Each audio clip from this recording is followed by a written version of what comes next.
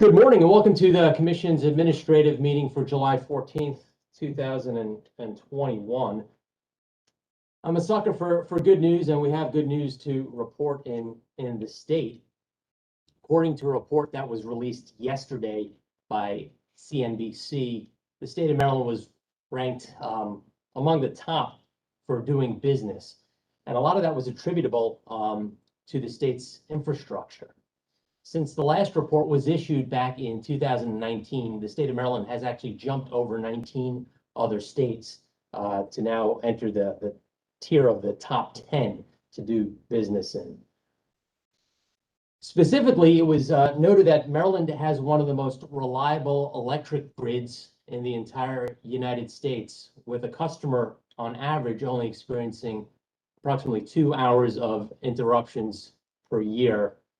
And if you do the math, 2 hours divided by the annual total hours of 8760, that's a 99.97% reliability. So we've come a long way over the past few years, and it's a accolade that the Commission and the state and its utilities should be very proud of.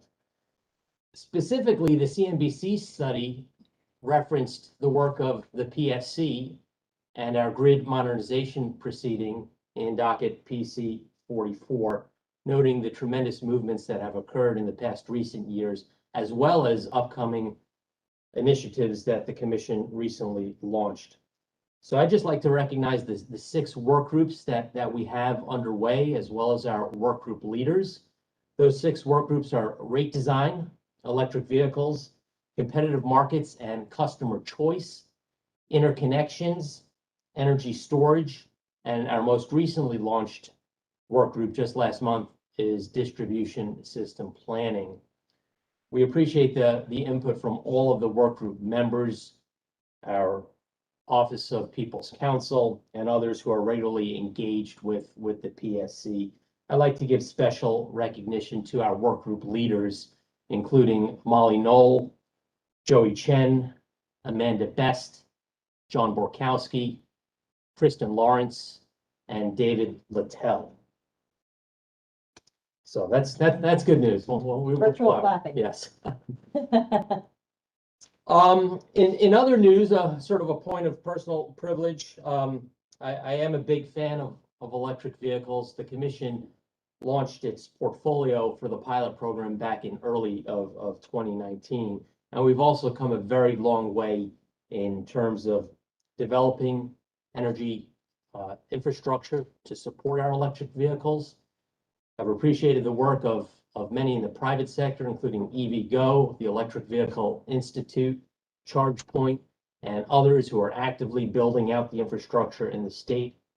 And of course, our public utilities in our 4 major jurisdictions, including BGE, Delmarva, Pepco, SMECO, and Potomac Edison, who are building out over 1,000 new public chargers that will be owned, operated, and maintained by the utilities. That brings me to data that was recently released by the Department of Energy, noting that Maryland is in the top 10 of all states in terms of just the raw number of EV charging stations. And we're almost at 3,000. We have, according to DOE, 2,909. Of course, the top 10 states are populated with much larger states such as California, New York, Florida, and Texas. But I just like to remark that when you look at the number of these public chargers, whether they be L2 or L3, on a per capita basis, we have more chargers in the state of Maryland than New York, Florida, and Texas combined. So that shows that Maryland continues to be a leader. We do have our goal of getting 300,000 electric vehicles on the road by 2025. Obviously not very far off. And I expect by then everybody at this table will be driving electric. I'm going to hold my colleagues to that. That's all I had to announce this morning. But thank you. We'll proceed with the business component of the meeting, beginning with approval of the meeting minutes from our last meeting on July 7, 2021.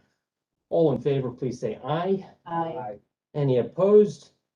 The meeting minutes are approved. Good morning, Mr. Secretary. Morning, Mr. Chairman. There are 5 items on today's consent agenda, and there are no items on today's administrative agenda. Item number 1 on the consent agenda is a request from PEG Bandwidth Maryland LLC and Unity National LLC for approval to participate in certain financing arrangements. Item number 2 is a notice from Sprint Communications Company LP of withdrawal of its operating authority and tariffs. Item number 3 consists of revised tariff pages from Charter FiberLink Maryland 2 LLC regarding 8YY access charge reform. Item number 4 is a request from Deca Energy Inc. to reduce or eliminate its bond. And finally, item number 5 is a request from Patch Energy Services LLC to cancel its electricity supplier license. Thank you. Do any of my colleagues have questions on these 5 consent agenda items? Commissioner Richard. Thank you, Mr. Chairman. Do we have staff available? I just wanted to ask a couple just quick questions. Item Number 4, I'm sorry. Did I say 5? 4. Thank you. If staff can make an appearance on item number 4, as well as the representatives for Deca Energy. Good morning. Good morning. Michael Jang on behalf of staff for item number 4. Thank you. I just, as staff did an analysis on this request, I mean, this is a solid company and I have no concerns necessarily. But as far as just what the bond represents, I know financial integrity is the primary purpose, but it has also seemed to have served us as a customer protection tool, an instrument as well. Did the staff consider that at all in their analysis and their recommendation? Would you like me to take care of Yes, this, Michael? please, go ahead. Thank you. Hi, Lucy Shea on behalf of staff. Good morning, commissioners and commissioner. Yes, of course, we, when determining financial integrity, we look at 2 years of annual financial reports. If those don't meet, if the results and the tests that we make from those statements do not meet the requirements of COMAR, then the company is required to obtain a surety bond in the amount of $250,000. Yeah, and I understand that the fact that the company is financially sound is important, but in some cases we've had some issues with companies out there that may have been financially sound, and we have used that instrument ultimately to in the protection of the of customers. And I don't really want to get into the details necessarily of those circumstances, but I think you know what I'm referring to. So if we do not have this instrument, that would be one less tool we would have in looking out for the interests of customers. So again, I just wanted to ask staff, what are your thoughts on this as an instrument in customer protection? Yes, so from my understanding, the purpose of the financial bond is so that the commission has a guaranteed way to support customers and their anything that might have caused a problem if the company could not pay outright.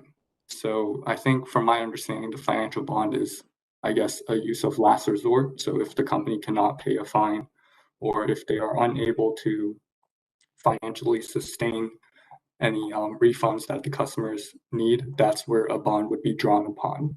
But in a scenario where a company is financially sound, such as this case, then it would be expected that they are able to cover any of these additional expenses that or fines that may come through.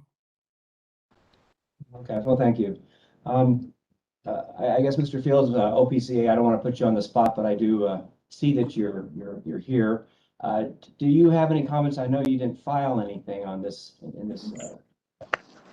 on this issue, but is there anything you might want to add to this discussion? Well, only briefly. Thank you, Commissioner William Fields, for the Office of People's Counsel. We did not file anything on this item. I think what they've requested here in staff's comments are consistent with the regulations. But I think you do raise an important question that the financial condition of a supplier could change quickly, either through means, within the company's control or outside of the company's control. And it, by allowing companies to operate without a bond, you do raise the possibility that that does allow for the possibility that the commission issues a penalty or of some type, or there needs to be some restitution that the company is not able to or doesn't pay. So it is consistent with the regulations, but I think that's a point worth considering as to whether, considering our experience, that a review of the regulations to see if they're meeting the needs of the commission and overseeing these companies might be a worthwhile exercise. Okay. All right, so if I'm hearing you correctly, because it is consistent with the regulations as they currently stand, OPC does support and is the staff recommendation at this stage. Yeah, that's right. We don't object to that. Okay, well, thank you very much. Thank you. Those are all my questions, Mr. Chairman. Thank you, Commissioner. Do we have Mr. Sergeyev with DECA Energy? We're talking about your item if you'd like to participate in this conversation. Good morning. I am here. My camera is not working. So Okay. If you could just speak up a little. Sure. I would like to address one issue that we've been operating in Maryland for, I think, third year now, and we only had one official complaint, and that was actually the opposite of what most companies are accused of. We're accused of somebody tried to enroll with us and could not. So we have more than 95% renewal rate in Maryland right now. We have very high customer satisfaction. We run surveys every year. So I understand with Commissioner's concern, but I think if you look at the record of our customer service approval from customers, then it is pretty high. So I don't think we would change just because the bond is reduced. And on top of it, we do not engage in any door-to-door or telemarketing activities. So everything is done through direct mail. And there is a paper trail, and people sign enrollment requests. So I think from point of view of marketing, we're going even above of what's asked of us. So I understand the concern, but I think we've been pretty consistent, and we've been in Washington gas market for about 10 years now, and we have very, very few complaints, one a year.